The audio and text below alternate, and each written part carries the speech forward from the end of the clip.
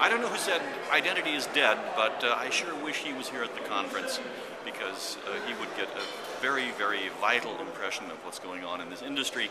We have over 400 attendees, we have over 50 exhibitors. Identity is definitely alive and kicking at the European Identity Conference 2011. I like to think that this conference is like embarking on a voyage together, one that will hopefully lead to solving the identity problem and thus making the world a better place for doing business, for interacting with friends, for having fun, without having to constantly look over our shoulders where the hackers and the identity thieves are lurking.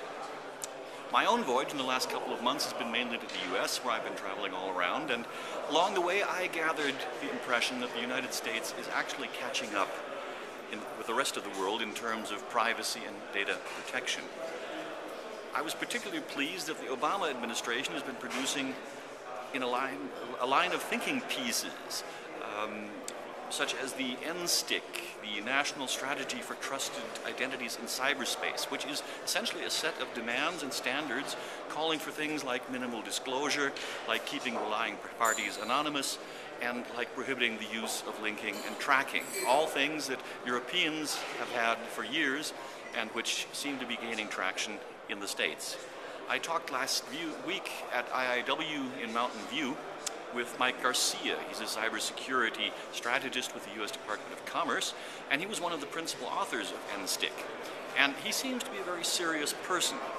Personally, I would like to see the administration in Washington putting a little bit more muscle behind this kind of suggestion. Calling on the industry to proceed voluntarily is nice, but this particular carrot could use a little bit more stick. Another important thing is consolidation. We have lost a few good friends here at EIC. Novell is not here. Sun. That is normal in an industry that is progressing and maturing like the identity and access industry has over the last few years. On the other hand, we have some new faces here. Eric Sachs from Google, Andy Nash of PayPal, Ken Cheney of Likewise, Nelson Chiquito of Evitir, and Ian Henderson of Midex. This is a welcome and valuable addition to this conference, and we are hoping to get some very new insights through them. Others are using EIC as a platform and a meeting place. For instance, the OpenID Foundation on Tuesday held its pre-conference meeting here. Drummond Reed has announced the world's first personal trust framework called Connect Me.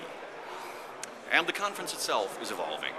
Dave Kearns, who incidentally just joined KuppingerCole as an analyst, has hosted the World Cafe, a kind of an unconference around the idea of integrated IAM.